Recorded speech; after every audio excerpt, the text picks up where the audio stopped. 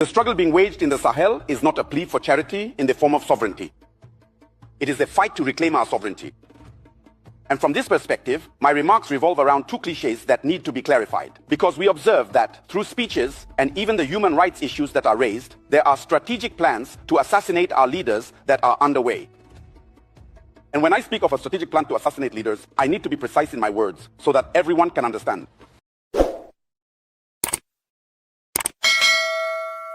Hello, gentlemen. Welcome back to the studio again.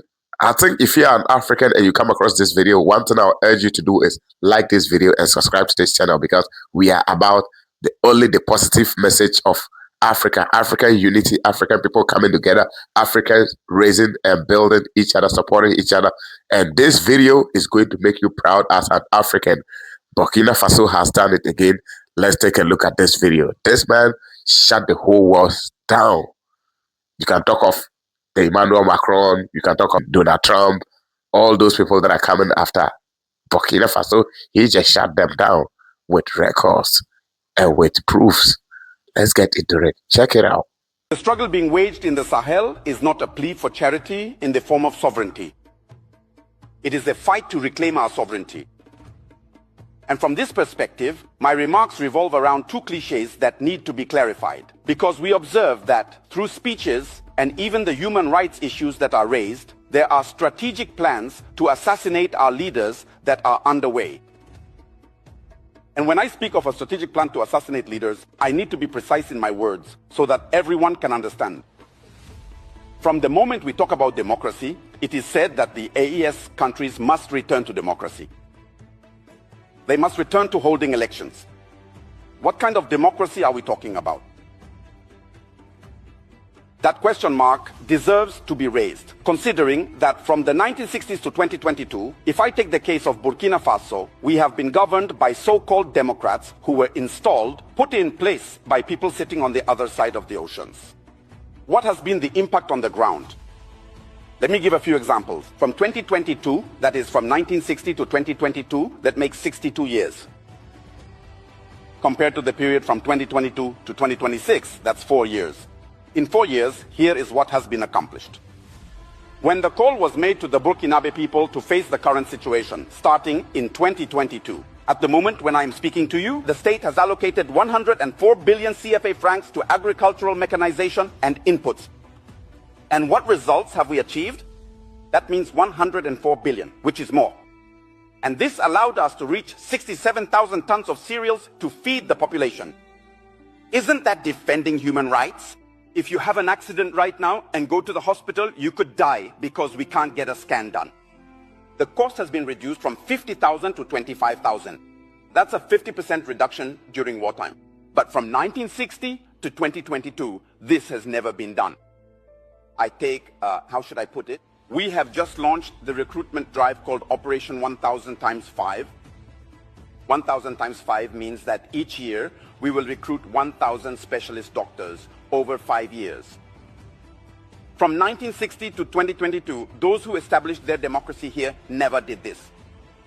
Let me give another example. We have just opened the hospital, the largest hospital in our country, on July 29, 2025 in in Bobo Dioulasso, in cooperation with China.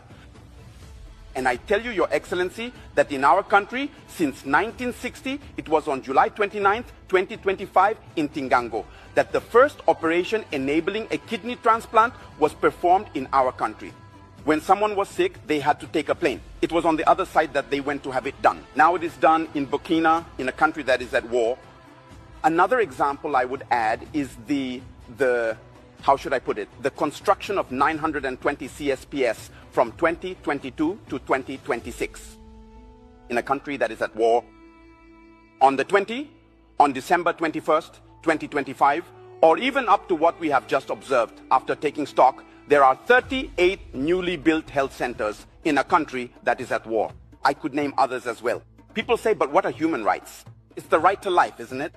Let me give another example. Regarding the development of lowlands, the development of lowlands to allow farmers, that is peasants, to be able to take care of them, we have gone from 5,000 hectares since the 1960s up to now. We have gone from 5,000 to 25,000 hectares in 2025. But this is a country at war. And still in the field of agriculture, for plowing, for the peasants who own the land, we take tractors and go plow it for them for free.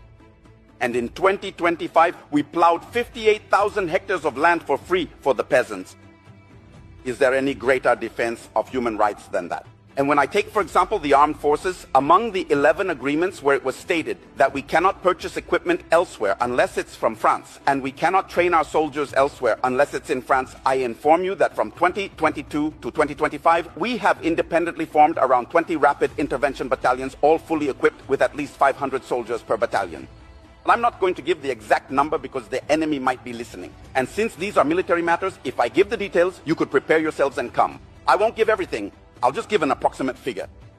Whether it's less or more, you won't know.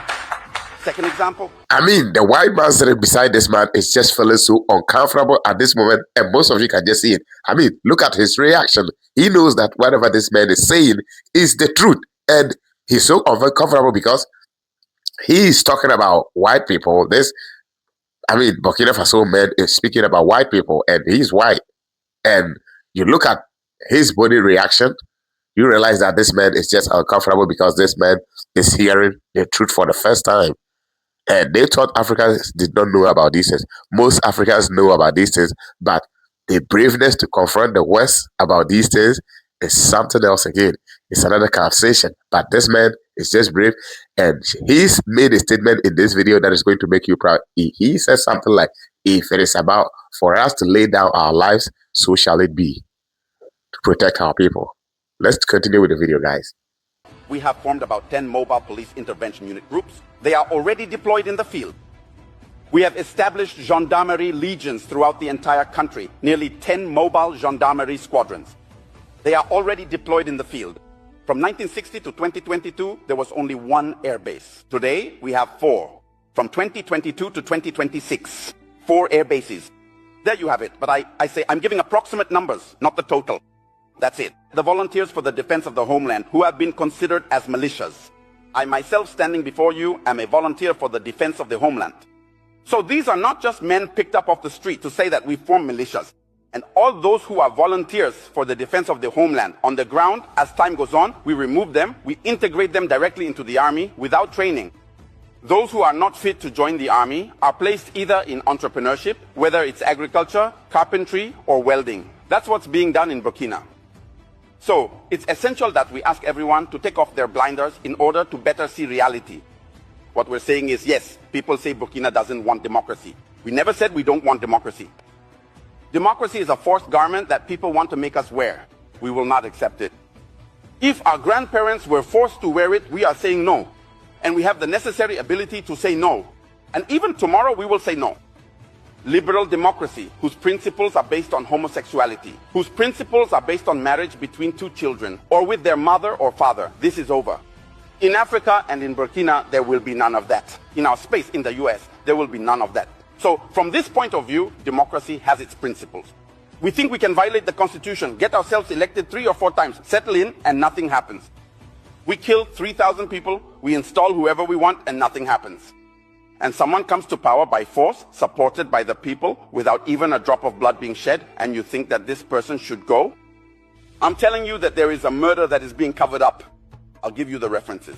You can even go and check on the ground how a major power will say it, right? Or in a report, they say yes, that satellites saw the FDS carrying out mass killings. Satellites that can see the FDS committing mass murders. Yet those same satellites are unable to spot terrorists organizing to attack your beautiful satellites. So are they binary or what? So they observe selectively. So your satellites, when it's your own people, they don't see anything. So there really is a problem. So I'll take the case of Gaddafi. It was exactly the same narrative that was used against Gaddafi. And there you have it. Those are the examples.